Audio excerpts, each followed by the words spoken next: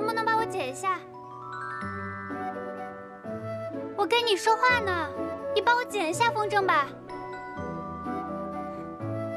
你要是不理我，我就自己进来解了。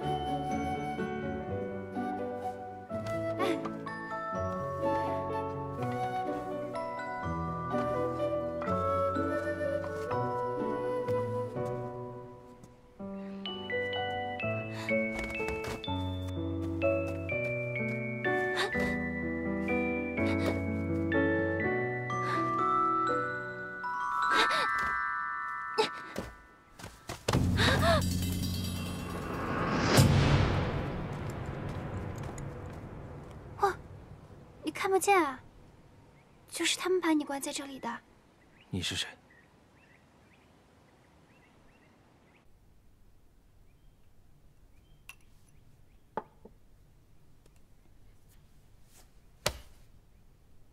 干什么？你干什么？我给你涂药啊。涂什么药啊？是不是我大哥派你来的？你先把我的手松开。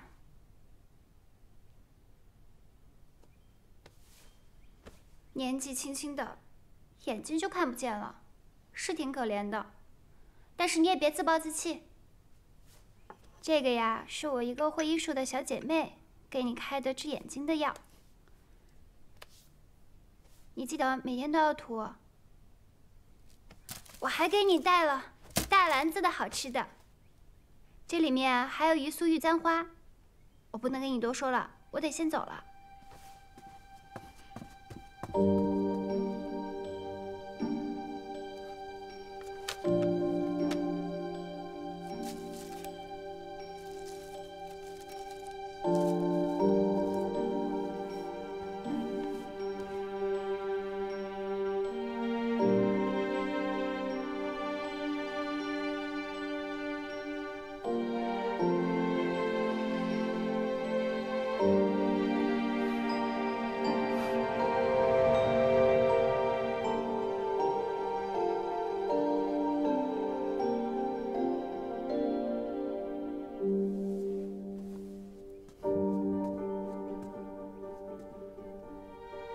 给你欣赏一番我的剪纸。这个呢，是我剪的西湖。这西湖上有一片小舟，舟上还有2个人。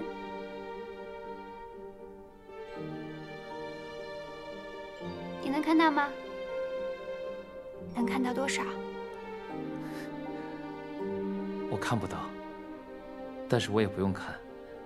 我知道，一个是梅梅，另一个是我。谁说的？这是我剪的一对父子，怎么会是你和我呢？那梅梅再剪一幅，上面得有你有我。你就知道向我讨东西。你送我什么呀？你喜欢什么？我喜欢摩诃勒。你会做吗？我现在不会，但是我可以学。好，那我可等着了，可不许骗我。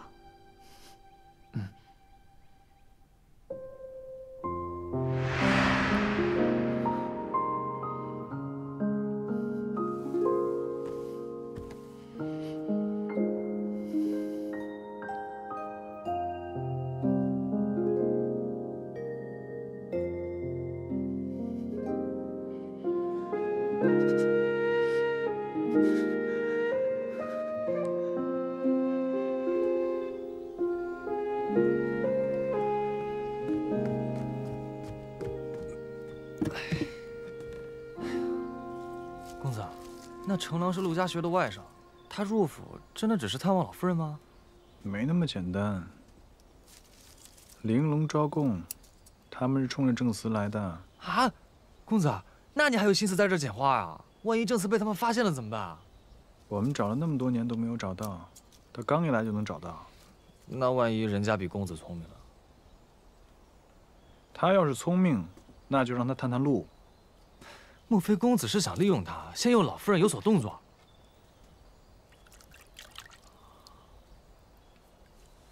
今年这芍药开的是格外好啊！等会儿给七姑娘、老夫人，还有林大娘子，都拿几盆。知道了，公子。不过话说回来，以往给老夫人院里送花时，那几位老妈妈都爱答不理的，现如今都忙不迭地往里搬花，还夸赞几句公子的孝心，果然是京城所至，今时未开啊！老夫人对我改观，那是因为七姑娘。你以为是因为我送花啊？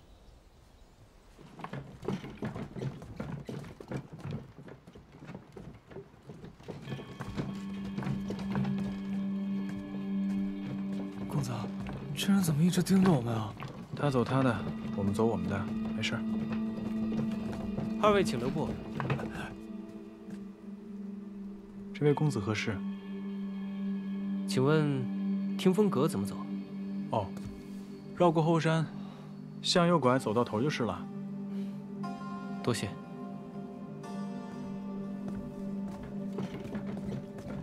吓死我了！我还以为他发现了什么端倪呢。他是来找证词的，不要自乱阵脚。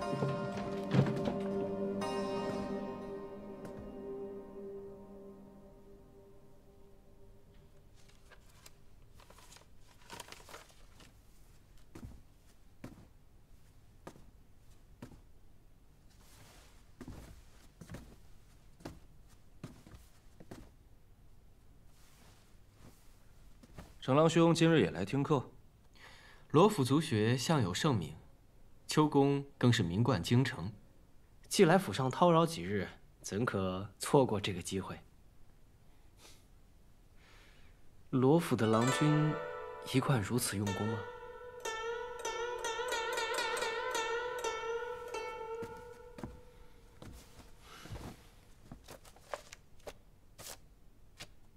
山远兄喜欢兵法，莫非程郎兄也有此好？从军为国，最显男儿血性。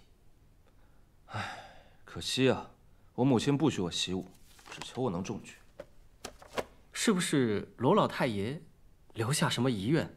当年罗老太爷的文采可是人人称道，可能也希望罗府子孙皆能在文采上出众。祖父去世时，身边只有祖母，我从未听祖母提起过祖父有什么遗愿，怕只是我母亲的一厢情愿吧。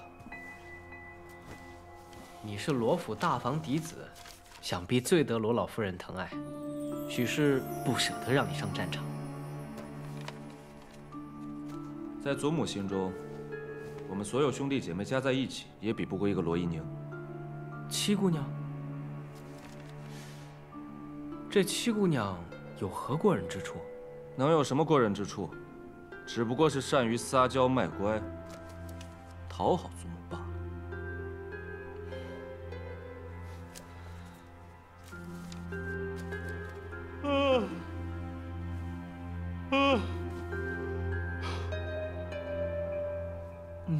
想必这位便是府上三公子吧？程郎兄，这位是林大娘子的胞弟，林茂舅舅。失敬失敬。谁啊？我也不知道。那今日三公子不来听课吗？他有什么资格？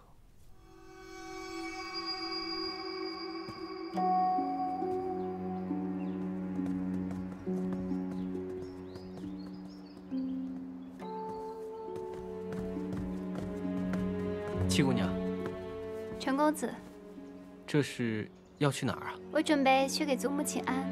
程某正要去给老夫人请安，不如同行。请。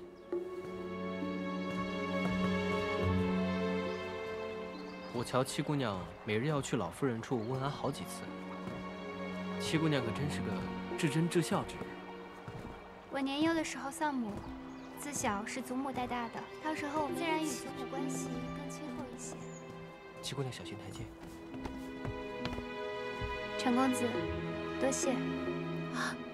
这七妹大庭广众之下拉拉扯扯，成何体统啊！祖母看不上陈公子的，必定不会同意七妹同他交往。大姐姐放心吧。祖母不让母亲再提起陈公子，当真是看不上他吗？大姐姐是觉得祖母打消你的念头是为了七妹？不会吧？累了，我们回去吧。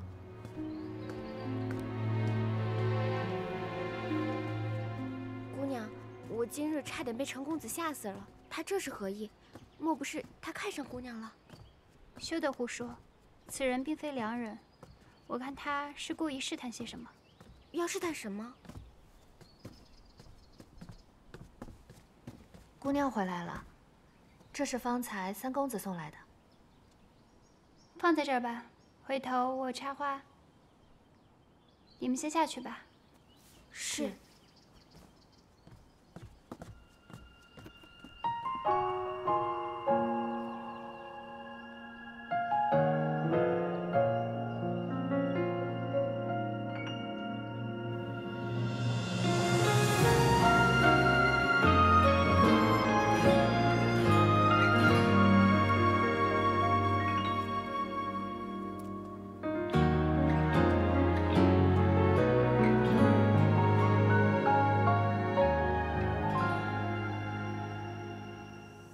站在那儿做什么？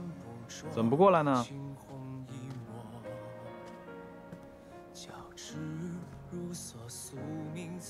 三哥的字写得真好看，要是能坦坦荡荡让他人看看，会更好。其他人的看法我并不在意。三哥，这是在做文章呢。我来的不巧，扰你破题了。没想到七妹妹还看得懂这些。之前在别院的时候，祖母请过一位女先生，也教我读书识字。当时我好奇，就问过一些。三哥，可曾想过求取功名？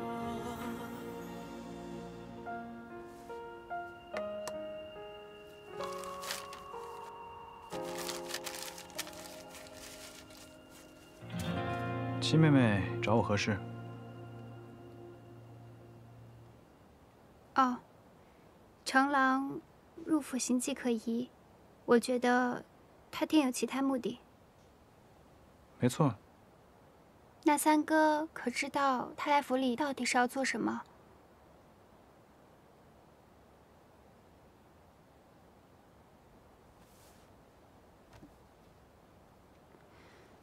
那三哥能不能告诉我，他会伤害祖母还有府里其他人吗？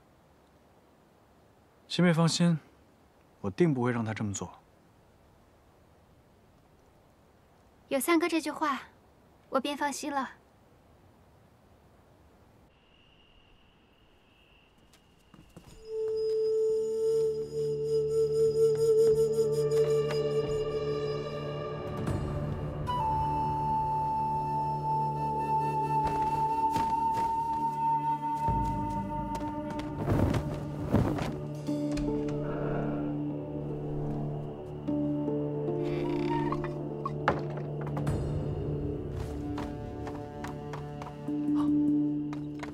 什么人？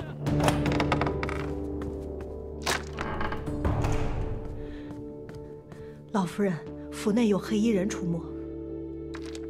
黑衣人？白管家说是在客房附近发现的踪影，因为程公子是客，他也不便进屋搜查。二爷他知道吗？白管家是先来木樨堂通报的。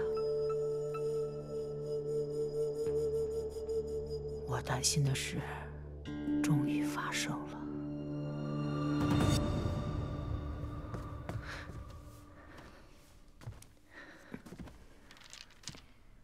老夫人是担心程公子入府，是为了那份东西。程郎是陆家学的外甥，这个陆家学靠上谁平步青云的，这我心里非常清楚。今日程郎突然登门造访，我已经生疑了。文斋啊，文斋，你丢下这么一大烂摊子，你叫我怎么办？老太爷刚挣了一辈子，当初您不也是看中了这一点？叫白管家不要声张，盯着点就是了。是。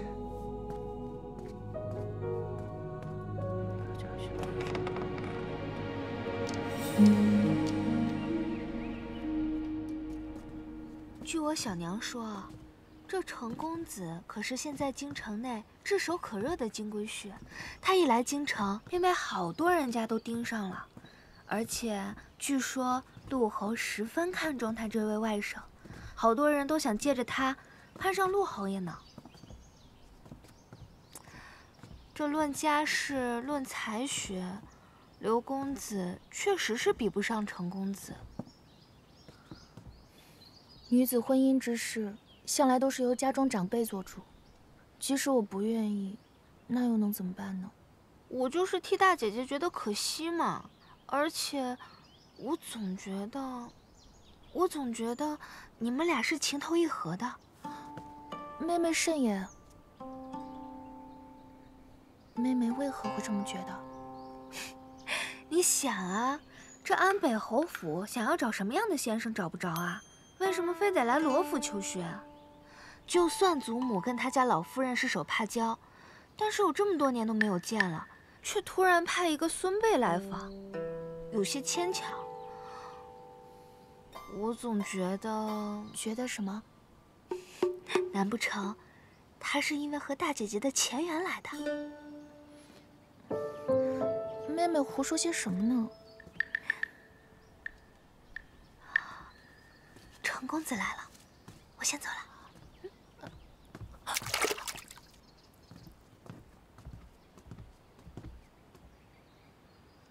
你也走。是。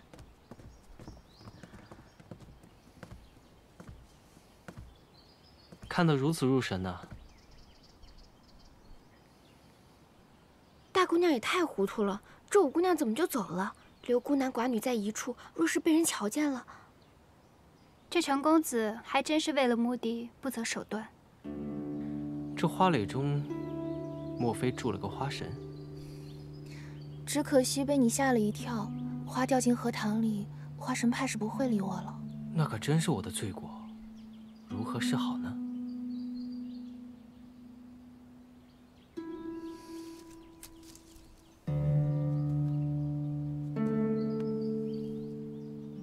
你回头告诉下院子里的人，之后行事说话都要更注意一些。要是有人问起什么，什么都别说。是。七妹妹，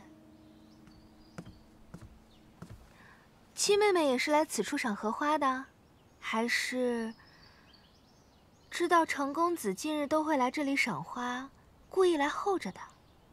那吴姐姐又是怎么知道程公子会来此处赏花呀？我还要去祖母那边请安，先走一步。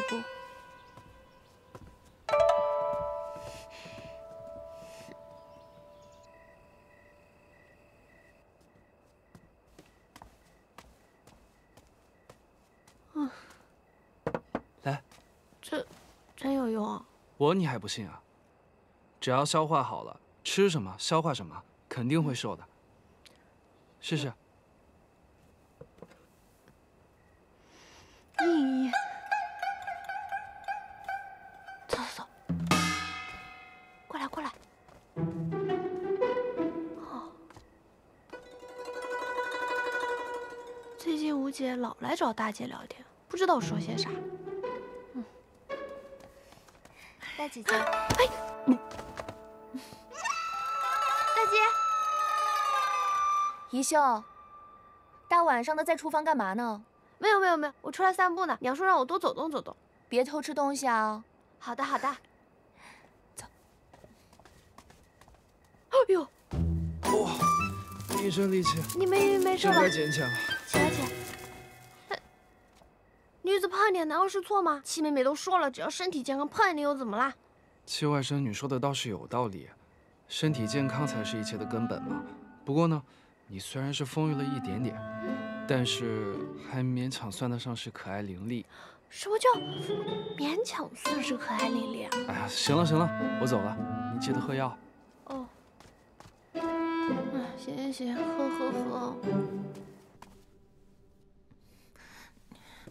这样怕是不妥吧？放心吧，大姐姐，藏得如此隐秘，断然不会被人发觉的。祖母偏疼七妹，一时无法，只能靠你自己了。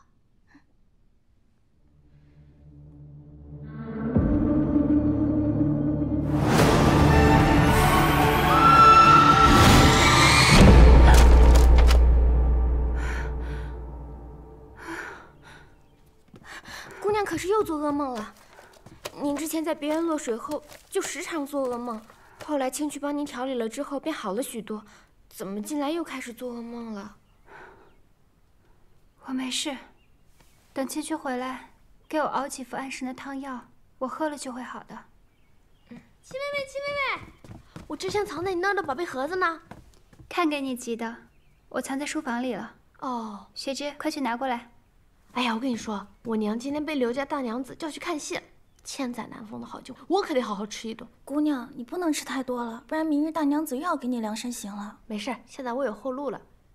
哎，我刚看那荷叶还不错，一会儿让他们摘几片荷叶，晚上我们做荷叶糯米鸡。七妹妹，走，一起去摘。我还要看账本呢。看什么账本？俗话说民以食为天。走，哎。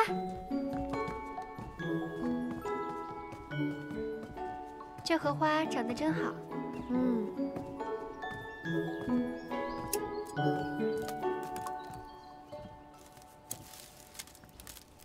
姑娘，姑娘，起来吧。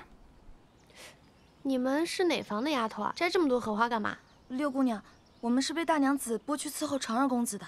大娘子说，寻常的花俗气，便让我们摘些荷花放在长儿公子的房间里。哦，行，那送去吧。等等，这长公子的书房摘这么多荷花做什么？他书房里又没有池子，也放不下呀。还有一些是大姑娘要的。啊？大姐姐什么时候喜欢荷花了？奴婢也不知道。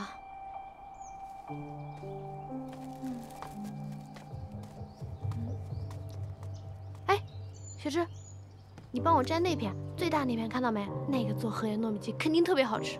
是。怎么啦？脸色不太好，是不是不太舒服啊？是觉得有些不太舒服，我想先回去了。哎呦，看你弱得跟个小猫似的。行了，雪芝，你先带她回去吧，那个荷叶我自己摘就行了。啊，那我就先回去了。去吧。雪芝，我也想要荷花苞，不过不要你亲自去摘。我刚才瞧着那些丫鬟摘的就挺好的，一会儿等大姐姐不在院子里，你管她们要一朵过来。姑娘，这满池的荷花苞，真哪一朵不是一样？干嘛非要人家已经选好的？我觉得大姐要那么多荷花苞，另有目的。你先去，回来就知道了。是。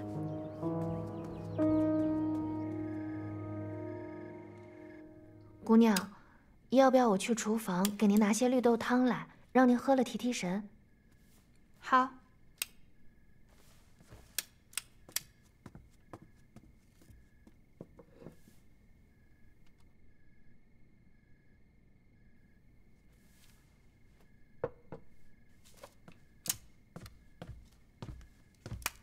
姑娘，这是奴婢悄悄从大姑娘那里要来的荷花苞。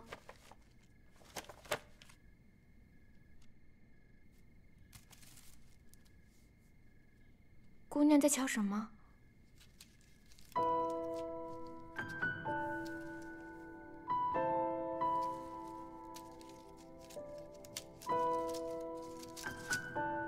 姑娘，这荷花苞好好的，你掰它做什么？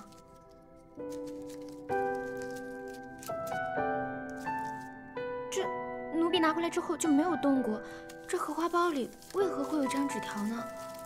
玲珑头次安红豆，入骨相思知不知？上次大姐姐要荷花苞，我就已经觉得奇怪了，没想到她竟然这么大胆，学着戏文里的姑娘给别人传情诗。这如何使得？大姑娘也太糊涂了，咱们府都快和刘家定亲了，姑娘，这事咱得去告诉老夫人。这件事情若是我告诉祖母，大姐姐日后定会怪我；若是我不告诉祖母，以大姐姐的脾气，不知道会闯出什么祸来。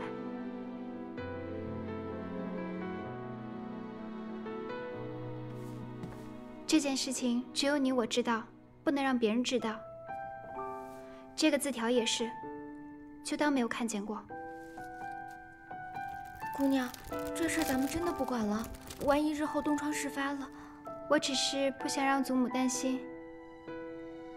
而且，若是能在祖母不知道的情况下让大姐姐悬崖勒马，这是最好不过的。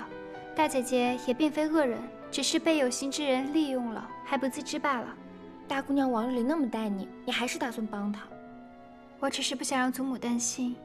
若真是出了事，别说罗依玉一个人了，整个罗府未出嫁的姑娘都会受到牵连。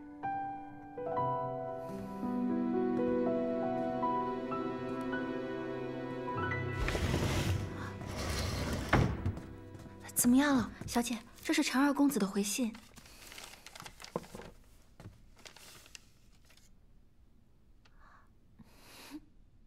他说我的衣裳很好看。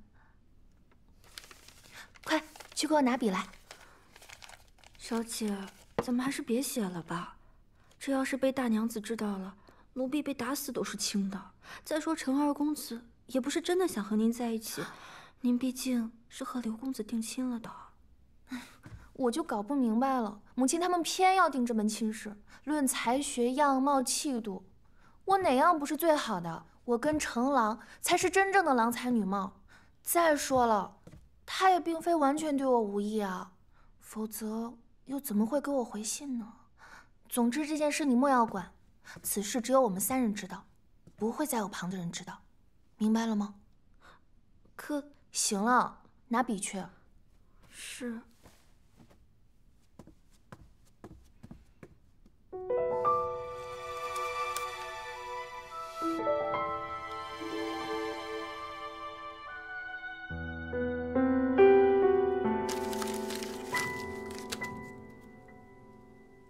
公子，罗一玉竟敢如此与你私下通信，看来他是真对你动了心了。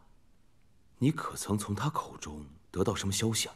他说，罗老太爷生前最常待的地方就是怡心斋，他故去后，怡心斋一直都被保留着。罗老夫人常会独自一人去那儿待着。那证词会不会就在怡心斋？有可能，找机会进去翻一翻。这罗一玉虽是大房嫡女，但大房嫡女不如二房得罗老夫人的心。罗一玉也是知之甚少，套不出什么话来。回头把这些话都扔了。好。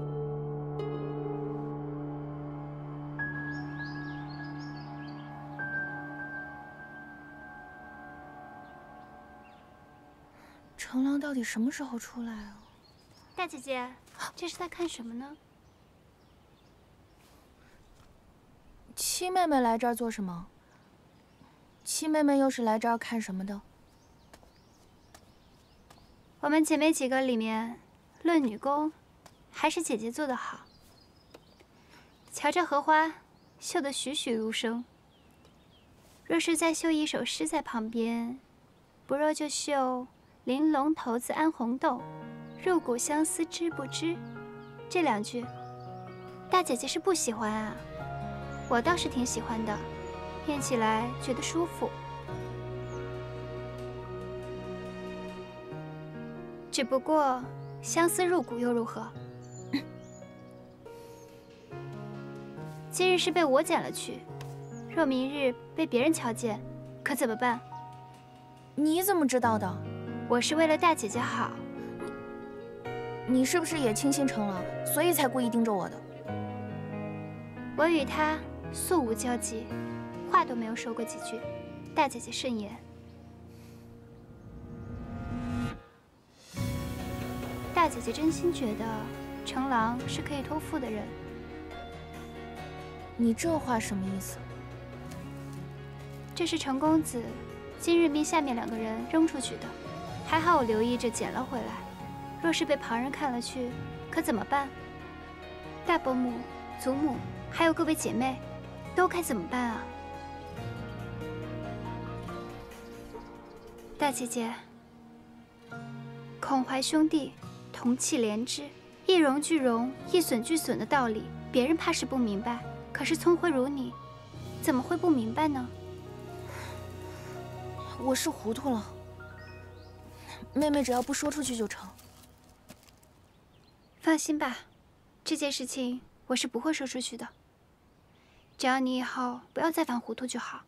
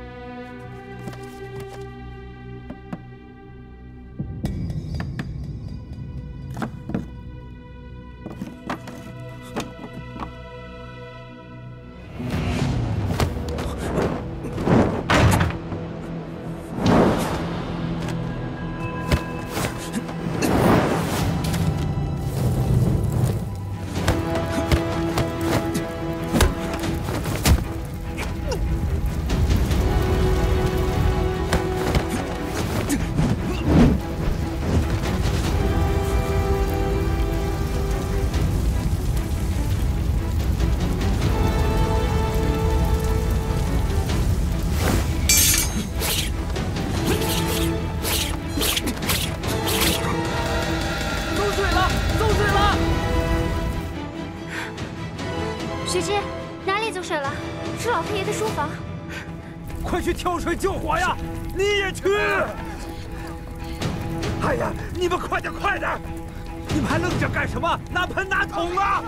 哎呀，真的是！老夫人慢点！哎呦，老夫人，小心点！哎呀，老夫人，白管家，怎么成这样了？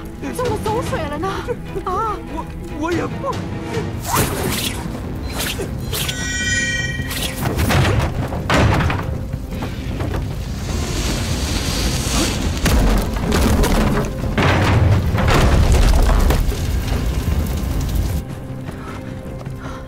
二爷，母亲，你去避一避吧，这有我的。避什么呀？赶快找人来救火呀！白管家还愣着干什么？快叫人去救火呀！去！是二爷。怎么会烧成这身体？怎么烧成这样？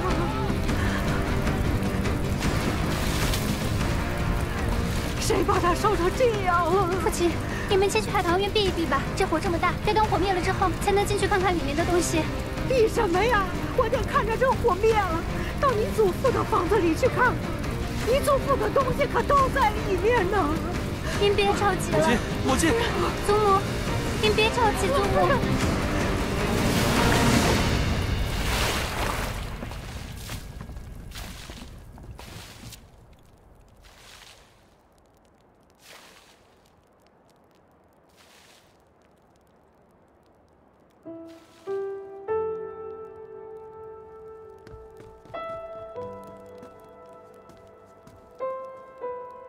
母亲，您放心，儿子一定竭尽全力帮你复原一心斋。这屋子可以重建，可是对你父亲留下的这些念想，我没能守护好，对不住你父亲。老夫人，二爷，我们发现一具尸体。是谁？不是罗府的人，抬上来。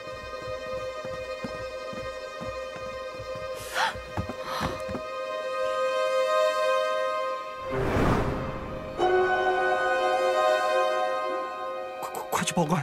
是。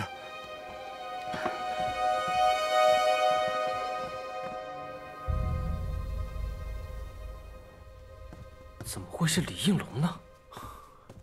他想抢夺正祠，威胁侯爷。那正祠呢？被他抢走了。当时整根梁柱砸中他，如果我要过去的话，恐怕现在就有2具尸体了。不过我认得他的扳指，而且他的身手，我也辨认得出。公子，正祠被烧，也许是件好事。怎么打得这么巧？好不容易长上的伤口又要裂开了。我看老夫人痛心疾首的样子，正慈不会真的在宜兴斋吧？不会。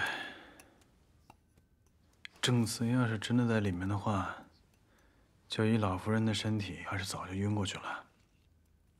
他就是借坡下驴，见招拆招。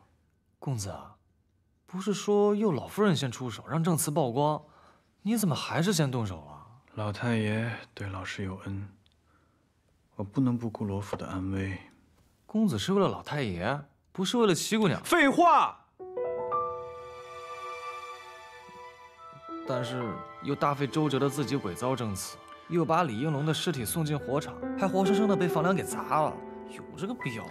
不是你敷药你就敷药吗？你怎么那么多问题呢？陆家学不是那么好糊弄的，你得让人和正慈一起葬身火海，他才不会对罗府虎视眈眈。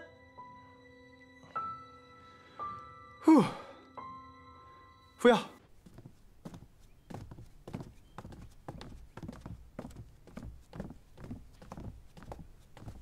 给母亲请安，免礼。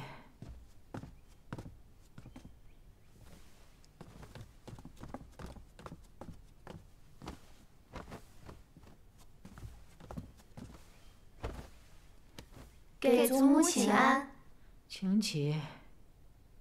谢祖母。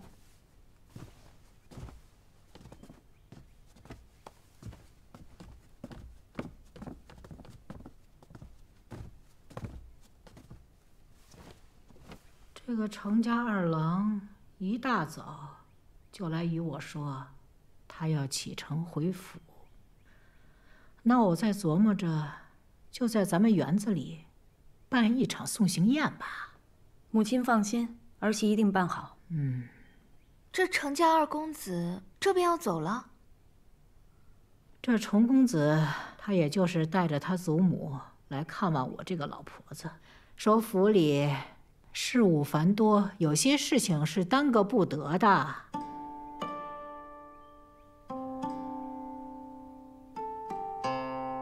行了，我和海如有重要的事要说，你们回吧。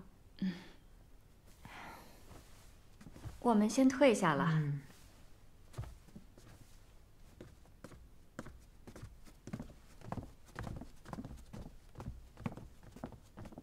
海如，那一具烧焦的尸首，衙门有没有说法了？查不出是何人，但我们罗家素来不与人结怨，衙门推断应该是入室盗窃的小贼。你相信吗？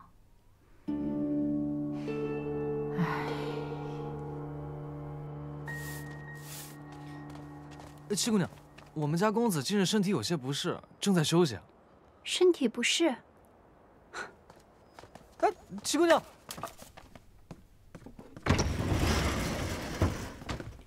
起来！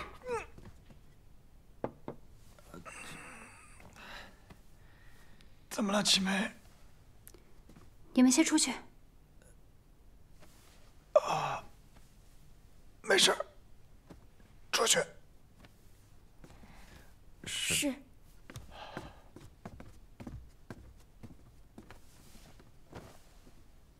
那宜兴斋的一把火是你放的，那尸体也是你运进去的。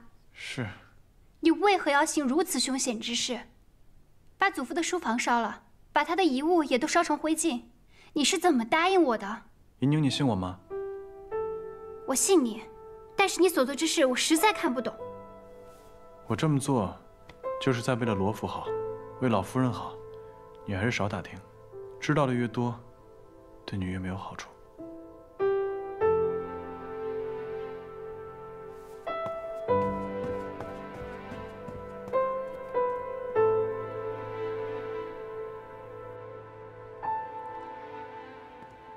姑娘，看看谁来了。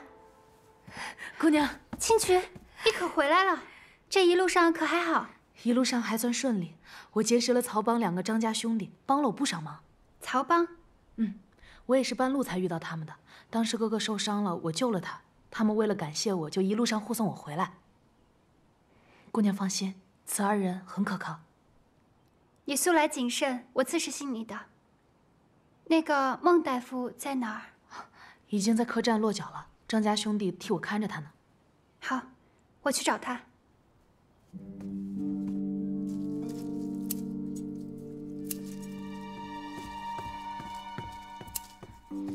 小娘，青渠回府了。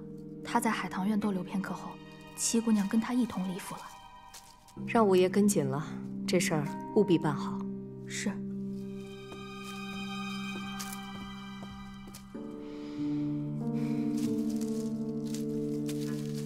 好看。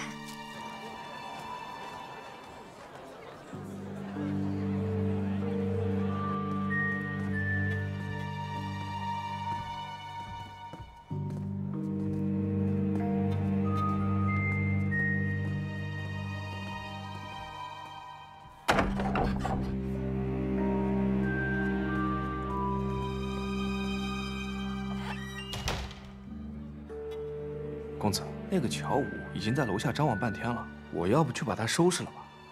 给七姑娘稍微提个醒就行了，不要太露痕迹。其他的事情，有张家兄弟在。是。以上所言，皆是事实。老夫所作，有违医者仁心，这些年来，也是常常自责。那孟大夫，你是否愿意出面作证？那是自然，要不然我也不会跟着青渠姑娘进京了。孟大夫，那就麻烦您了。哎呀，哪里哪里。二位慢走，得空您再来。哎，客官，里边请，里边有雅座。来。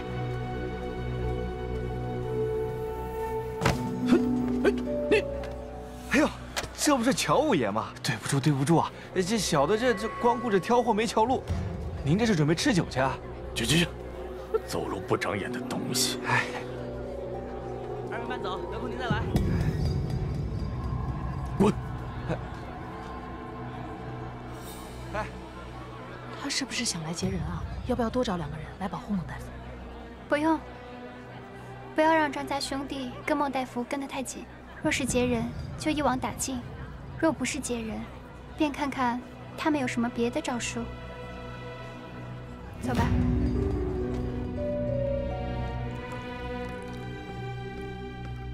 小娘，五爷递消息来，事已办妥。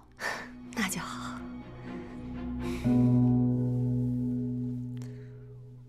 大姐姐身体总算是好些了，都能出来散步了。前几日我去见了你几次都没能见着，可把妹妹担心坏了。还要多谢吴妹妹的安神香，有心了。对姐姐有用就行。大姐姐可是为了程公子病的。吴妹妹，我就是偶感风寒，此事以后别再提了。其实大姐姐你也不用灰心丧气，兴许还有机会呢。程公子马上就要走了，此事以后别再提了吧。是我多嘴了。那是在做什么？林大娘子请了如今京城内最火的戏班子来助兴。程公子毕竟是贵客嘛，宴会也得热闹些。是啊，这府中好久没有这么热闹了。我们去瞧瞧，走吧。哎，这是什么？这罗带绣工不凡，尤其是这上面的兰花，绣法繁复。这可不是一般人能用的，怎么会丢在这儿呢？这七叶兰花，小生连青见过2位姑娘。姑娘手中的罗带是对小生很重要之人所赠之物，请姑娘归还。你就是连青？正是在下，还请这位姑娘归还。多谢。这连青是谁啊？这连青可是如今京城内最有名的杂剧伶人，他一出台，可谓是万人空巷呢。只是这么精致的罗带，怎么会是他的东西呢？大姐姐，这罗带我看着有点眼熟，好像见七妹妹用过。什么？这话可不能乱说。会不会是你看走眼了？也许吧。大姐姐说的是，兴许是我看错了。行了，此处人多嘴杂的，咱们还是快点走吧。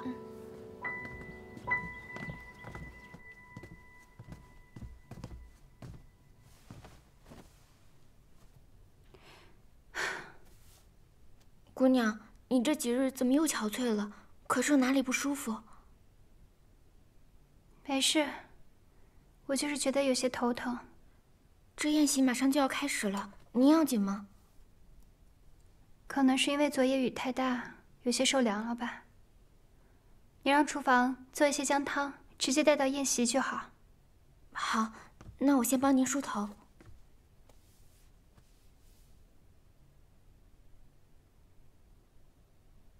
松枝，你瞧什么呢？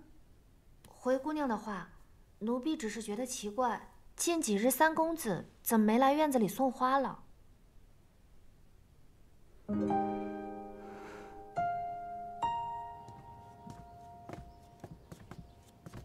姑娘，昨夜刚下了雨，今日天气又凉了许多，您的身子受得住吗？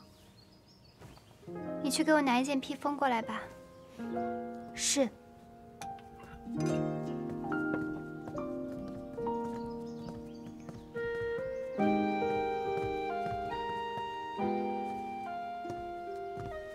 见过三哥。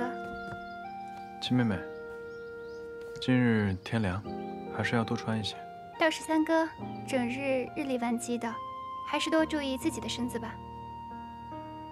对了，我的事情你还是别管了，有些恩怨与你无关。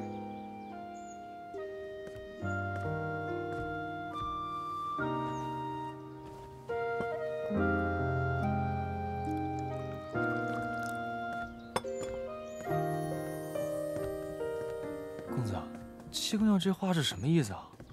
莫不是她已经知道了你在外面忙她的事儿？别多事儿。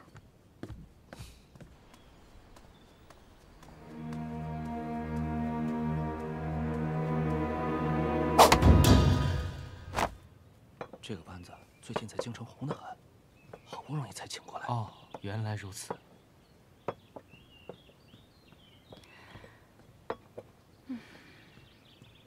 母亲，祖母什么时候来？我好饿呀！再等等吧。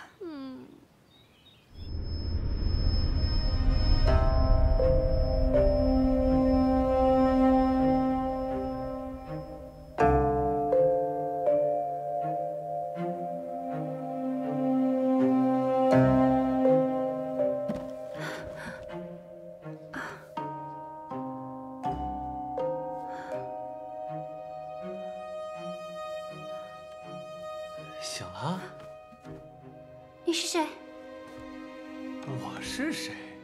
七姑娘竟然还不知道？这定情信物都送我了，你说我想干嘛呀？我当然是要……七姑娘，你要去哪儿啊？七姑娘，七姑娘，七姑娘，你要去哪儿啊？七姑娘，七姑娘。七姑娘，七姑娘，七姑娘，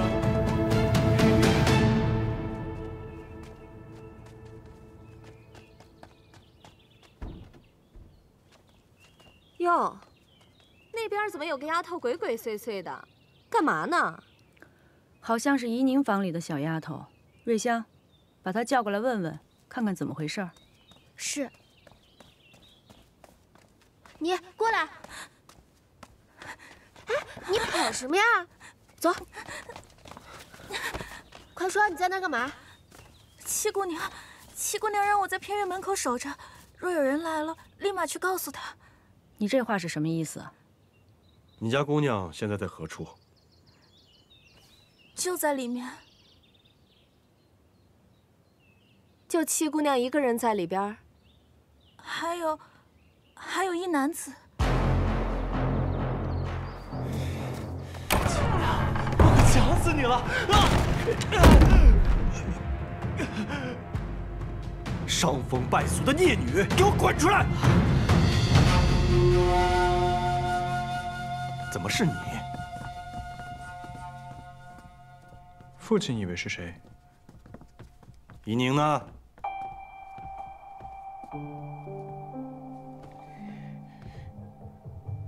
父亲，我在这儿。您找我？怡宁啊，你没事吧？祖母，母亲，我没事。就是这个人把我敲晕，还将我胁迫致死，还好3个及时赶到，才救了我。七姑娘，你胡说什么呢？不是你约我再次相见的吗？这不是你让小丫头带来约我见面的信吗？的确是七姑娘让我把信交给此人的。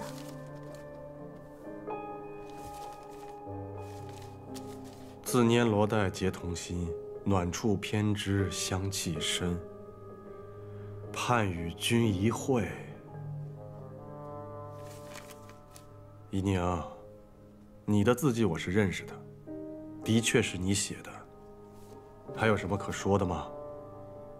父亲，自己可能是模仿的。再说了，这小丫头虽然是我院子里的，但并非跟前儿的。这么私密的事情，我怎么可能交与她呢？对啊，贴身丫鬟应该是雪芝。姑娘，不是你说怕雪芝姐姐出面太过显眼，所以让一个衍生的丫头来办吗？哦，对了，还有，这是你我相识时你送我的信物，我一直贴身带着呢。这不是当年我赠予你母亲的罗带吗？这条罗带我见过，我和大姐姐曾在院里捡到过它，正是此人匆忙赶来相认，还说是于他一个很重要的人送他的。此事大姐姐可以作证。这条罗带，我让松枝带去洗晒，洗晒时弄丢了，我还十分心痛，毕竟这是母亲的遗物。住口！不知廉耻！我看你分明就是在狡辩。白管家，在，把七姑娘和这个伶人分别给我关起来。行了，让怡宁把话说完。谢祖母。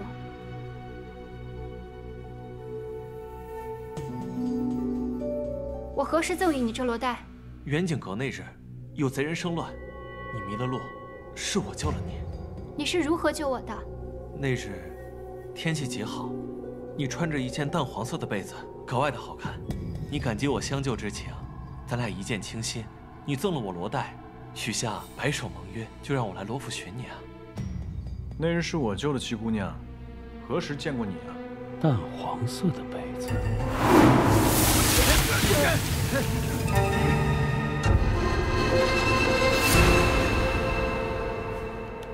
三公子就不必再替我们遮掩了。那是第2天早上我们遇见了你，七姑娘说你是她三哥，凡事呢都要替她遮掩。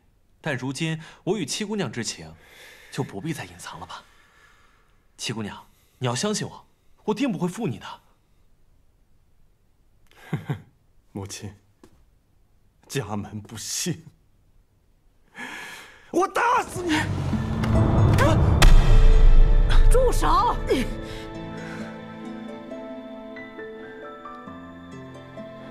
能动动脑子吗？此事疑点甚多，还没问清楚呢，你就动手。母亲，如今人证物证俱在，如果再问下去的话，就是丢咱们罗家的脸。你说你在远景阁何处救的他？当日那么乱，你又是如何脱身的？那日太暗了，这具体在何处，我也记不大清了。太暗？你刚才不是还说天气极好吗？还有，你刚才说你救了我，可是，在当日北面桃林遇难，南面桥洞下躲雨的事情，你却一件都说不出来。对，我就是在桃林救的你。然后带着你一路跑到南面桥洞下。那时你衣衫还淋湿了，是我生火烤干了你的衣裳。你见我有君子之风，于是要托付终生，这才送了我罗带嘛。远景阁北面是汴河，哪儿来的桃林呢？南面才是桃林，可没有桥洞，而且那日哪来的雨？你这个戏子真是阎罗王出告示，鬼话连篇。说吧，谁让你诬陷的七姑娘？我第一次去远景阁，那日又乱，具体我记不清了。但这罗带确实是七姑娘赠我的。父亲，这罗带与您送我母亲的不是同一条，您仔细看看。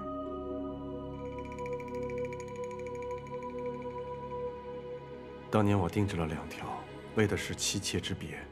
送给你母亲的是7叶兰花，送给月蝉的是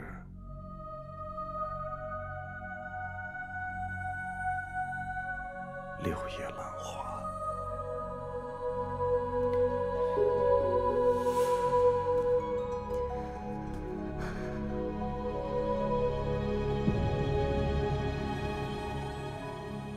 这是我的罗带，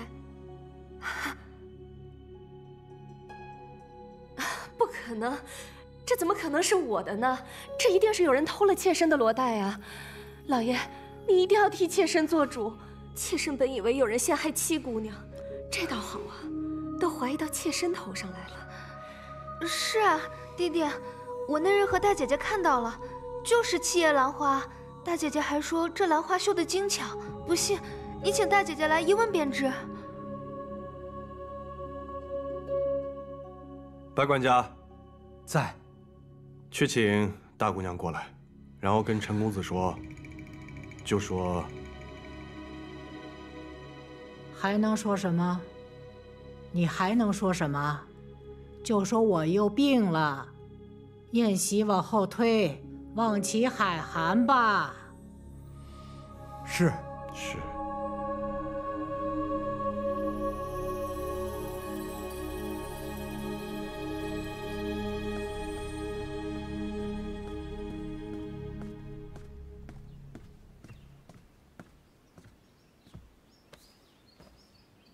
大太师，老夫人病了，宴席往后推一推。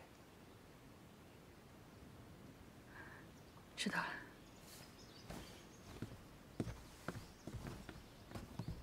程公子，老夫人突然病倒了，这宴席恐怕要改日了，真是对不住。老夫人病得可要紧，我去看看吧。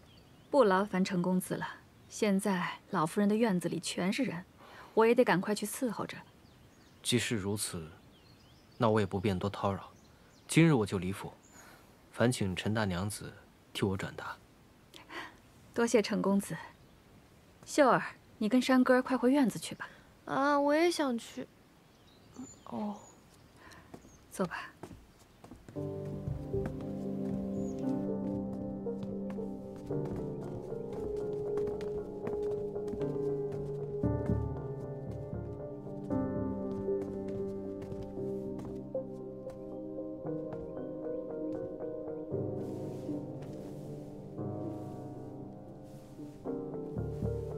母亲，叫我们过来是有何事啊？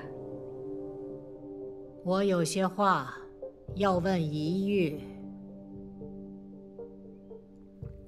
大姐姐，你可还记得前几日我们在院里散步的时候，曾捡到过一条罗带，随后便还给了那莲青？记得，当时我们还讨论过上面绣的兰花，大姐姐应记得，是一朵7叶兰花。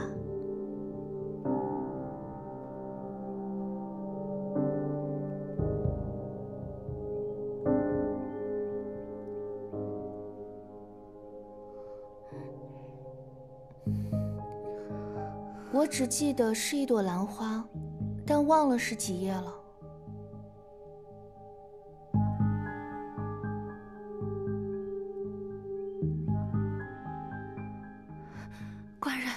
妾身真的是冤枉的，我真的不认识这灵人。这怎么可能的？那信上的诗呢？的确是七妹妹的字迹，这又如何解释？行了，都先各自回自己的院子，没有我的允许，不许出来。至于这个灵人，不如报官吧。让府衙的人用刑审问，还怕他不说实话吗？还嫌不够丢人吗？报什么官？那官人这意思，不审了。这怎么行呢？必须还我们怡宁一个清白。大娘子此话差矣，此事未有定论，妾身也是清白的。再容我想想。白管家在，先把这个灵人关进柴房。是。爹爹，那我先扶小娘回房了。站住！若是父亲觉得理不清头绪，便听女儿理律。千瞿，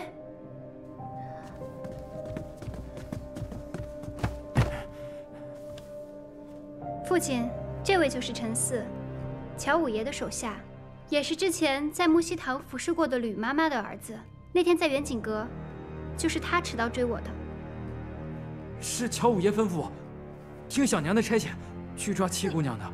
还有我娘的事儿，也是小娘给了我娘1包银子，让我娘去套话的。其他我什么都没有干，求二爷饶我一命。你别血口喷人哈！你还有什么证据吗？我这儿有乔五爷吩咐我替小娘办事的手信，只要把乔五爷往日的信件拿出来比对一下字迹就行。字迹亦能伪造，谁知道是不是你买通了人，特意陷害我小娘的？吴姐姐这时候知道自己是可以伪造的了。二爷，事已至此，必须查个水落石出，不能再息事宁人了。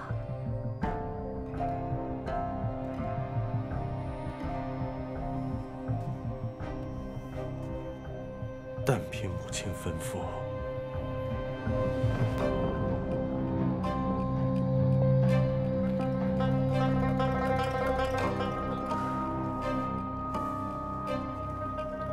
开禁堂。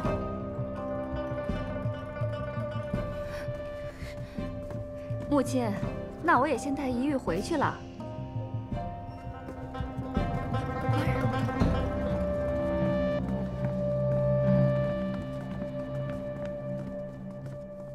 三哥，多谢。七姑娘，七姑娘，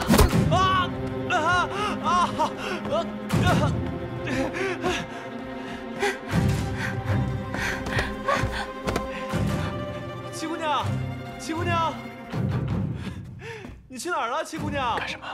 七姑娘，我要换罗台。七姑娘，七姑娘，七姑娘，哎，七姑娘，你喜欢玩这个呀？七姑娘，七姑娘，七姑娘，七姑娘，摸到你的手了，七姑娘。哦。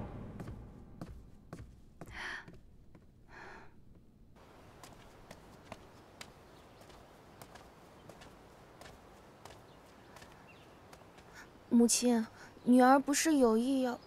玉儿，这件事情你做得很好。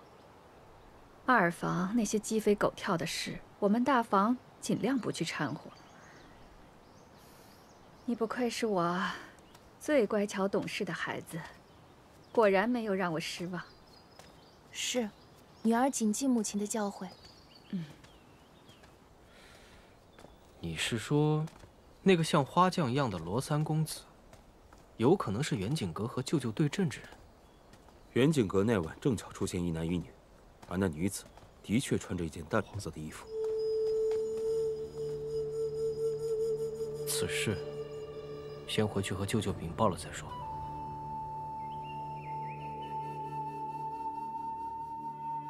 乔月禅，这么多年来，我念你为我们罗家育有一儿一女，所以我就缺少对你的管束了。但我万万没有想到，你竟然行下如此恶举，蓄意谋害婆母，袁景阁劫杀嫡女，如今你还想毁其清誉，你可知罪？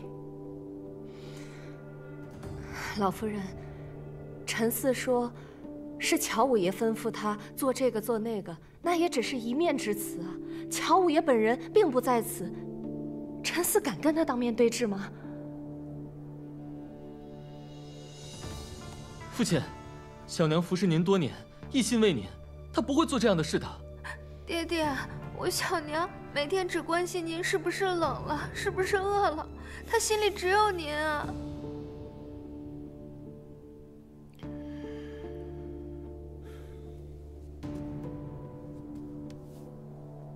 母亲，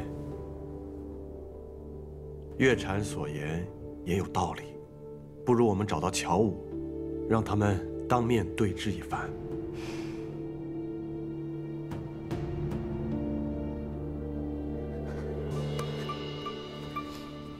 月禅，你……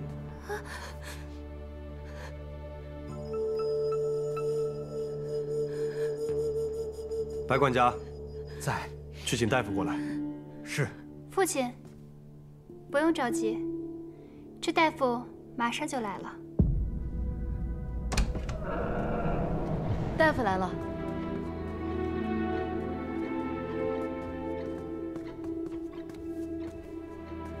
陈大夫，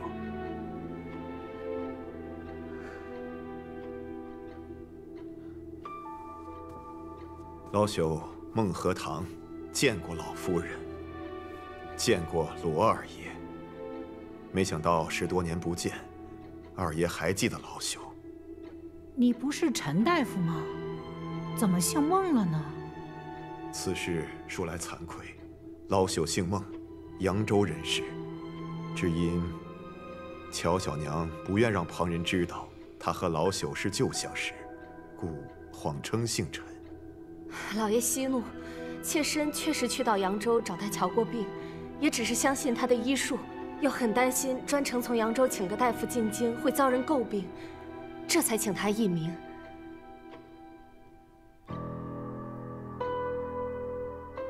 老朽几次进京，曾先后为乔小娘保下了2胎，但有一胎，奈何乔小娘心事过重，伤及了胎儿。老朽虽尽了全力，还是功亏一篑。乔小娘为了不让老朽说出此事，亲自买了宅子，赠予老朽。老朽一时迷了心窍，便照他吩咐所说，滑胎是七姑娘所做，老朽对不住七姑娘。乔月禅呐，乔月禅，你自己保不住你的孩子，居然嫁祸于人，嫁祸于一个小姑娘，居心何其毒也！可怜的怡宁，因为此事被赶去了别院，一去就去了10多年，这些都是拜你所赐。你这是诬陷，你就是诬陷！你说我送你宅子，你有何证据？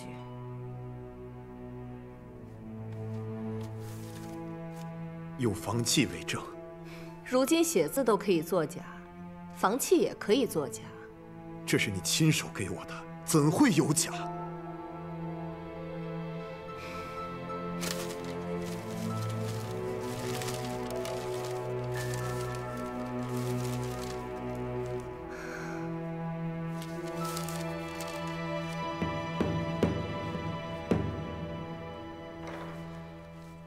房契上写的是庚子年的4月初5，那日莲儿生了场大病，我去寺庙如素祈福，官人担心我腹中的孩子，亲自陪我去的寺庙。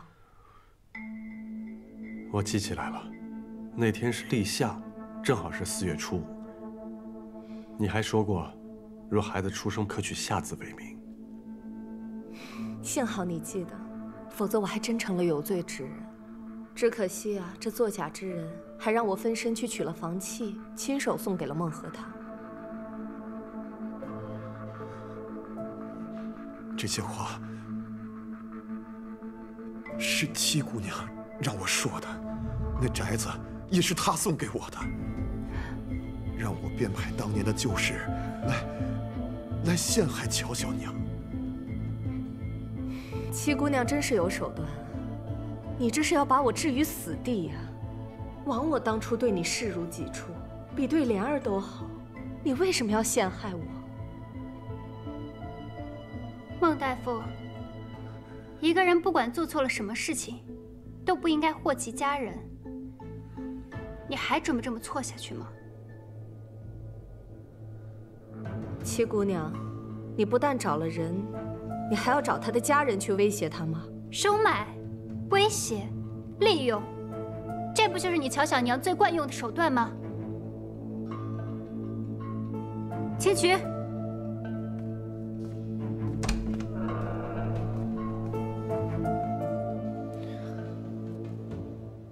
公子，你的伤口渗血了，这样下去让人发现可不得了。张家兄弟把救的人交给青渠了吗？连同乔五爷一起交给金渠了。公子，七姑娘能解决的，要不你先回去吧。她能解决，她解决的方式就是险些把自己给毁掉。公子，你先别生气，小心血流的更多。没事。哎，公子，你没事吧？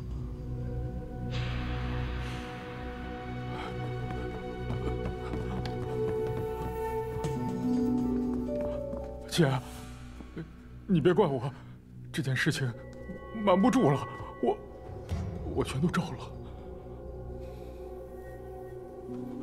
二爷，老夫人，我知道错了，饶了我吧，饶了我吧，我错了。老夫人，此人是乔五爷，受了乔小娘的指使抓了孟大夫，后来孟大夫被我接走了，他便抓了孟大夫在老家的妻女。孟大夫回京以后，他伺机接近威胁，让孟大夫反过来诬陷我家七姑娘。我这里有乔五爷的罪状，还有乔小娘指使乔五爷做事的亲笔信。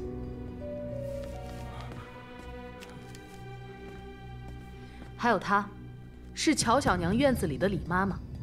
当年乔小娘栽赃嫁祸之事，她亦可以作证。李妈妈，你不是告病回乡了吗？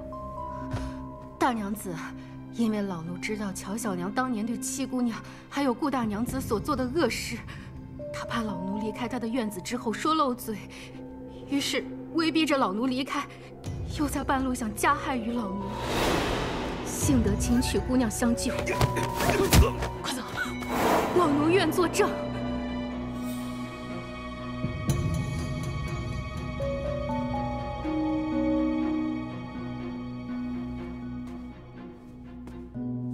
孟大夫，事已至此，你还不想说实话吗？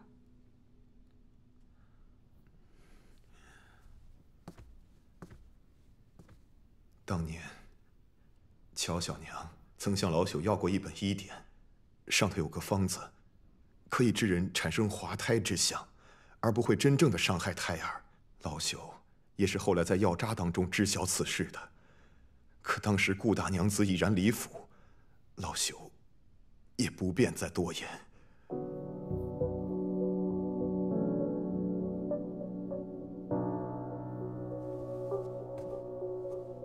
明兰害你之事，都是你自己所为。老朽说，乔小娘这一胎本已保不住，他就用这个来陷害七姑娘，也是真的。还有这些房契，都是乔小娘亲手做的假。乔武抓走了我的妻女，威胁我要用这些假房契来陷害七姑娘，我实在是没有办法呀。公子，这下你可以放心了吧？你为七姑娘的事儿鞍前马后的，真的已经尽心尽力了。嗯。哎，公子，公子，咱们先回去。哎，走。来。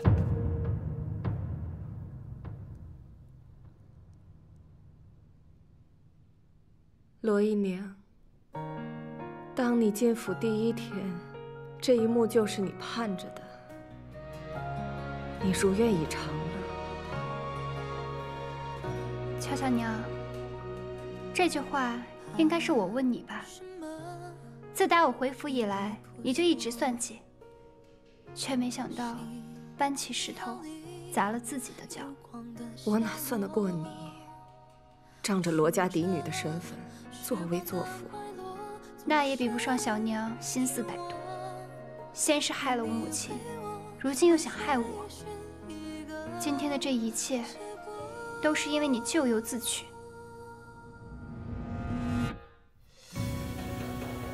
那今日凌人之事，也是你收买了，来陷害依宁的清白。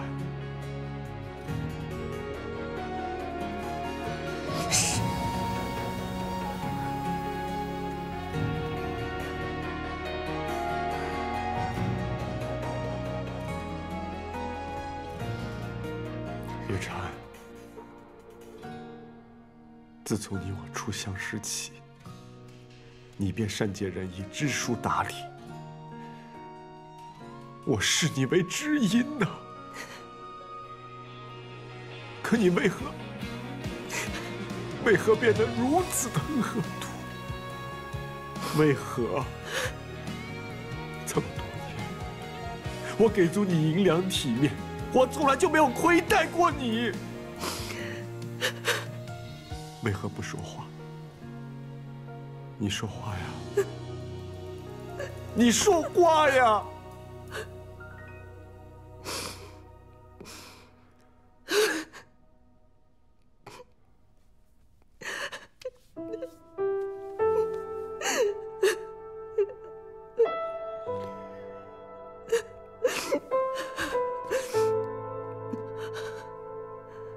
我现在还说什么？我在你面前还能说什么？啊！当年你许我的大娘子啊，你娶了顾明兰，我都不知道我哪一点比不上她。是不是只因为我是一个庶女？你告诉我，我到现在都没有弄明白。与我在一起，你就是为了大娘子的名分吗？我一日做了妾，我就是想赶走顾明兰。可之后你又娶了林汉如，她又是一个富家之女，我又怎么比得过？我看我是有错，可是我千错万错。我为你生下了一儿一女，我心里念的想的都是你。我的一辈子都给了这两个孩子，我没有什么想法。我希望我的两个孩子能够为罗家光宗耀祖，你明白吗？我一生都很好强，我是错，我是输，我的孩子不能输。罗成章，我们的孩子不能输啊！